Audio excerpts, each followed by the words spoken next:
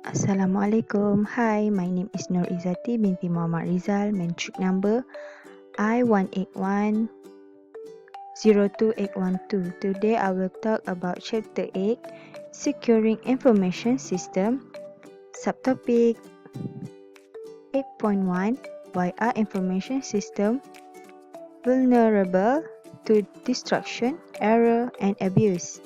Based on what we can see in this subtopic, they have two main topics, which is why systems are vulnerable and malicious software.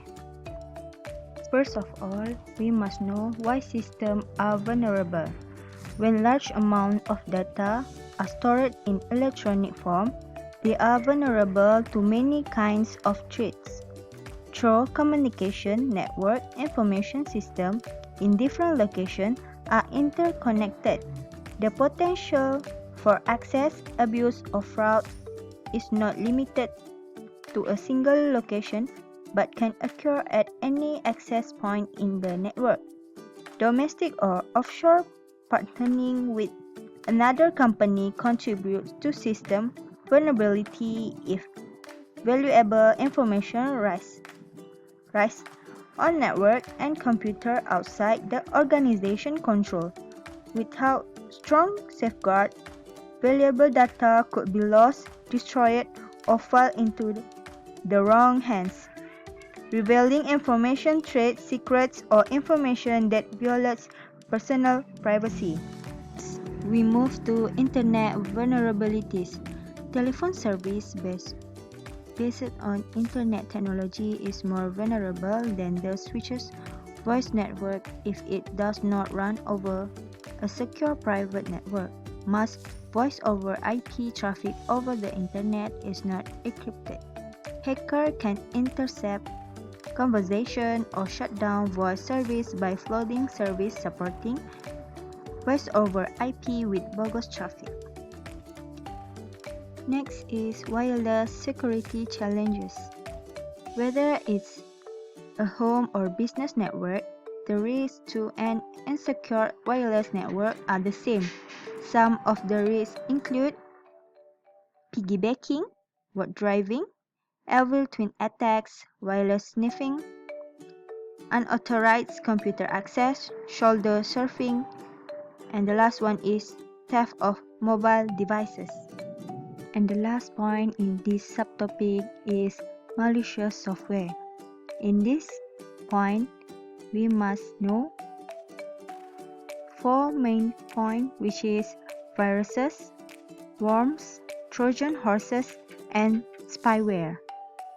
Malicious software programs are referred to as an malware and include a variety of threats, such as computer viruses, worms, and Trojan horses. Number 1 is viruses. A computer virus is a raw software program that attaches itself to other software programs or data files to be executed, usually without user knowledge or permission. Most computer viruses deliver a payload. Number 2 is worms. Worms are independent computer programs that copy themselves from one computer to another computer over networks. Unlike viruses, worms can operate on their own without attaching to other computer program files and rely less on human behavior to spread from computer to computer. Number 3 is Trojan horses.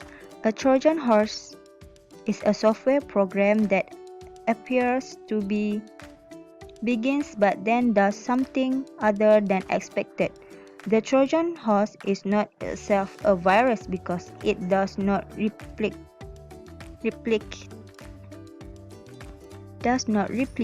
but it is often a way for viruses or other malicious code to be introduced into a computer system. And the last one is spyware. Some types of spyware also act as a malicious software. These small programs install themselves surreptitiously on computers to monitor user web surfing activity and serve up advertising. Thousands of forms of spyware have been documented. That's all for today. Thank you.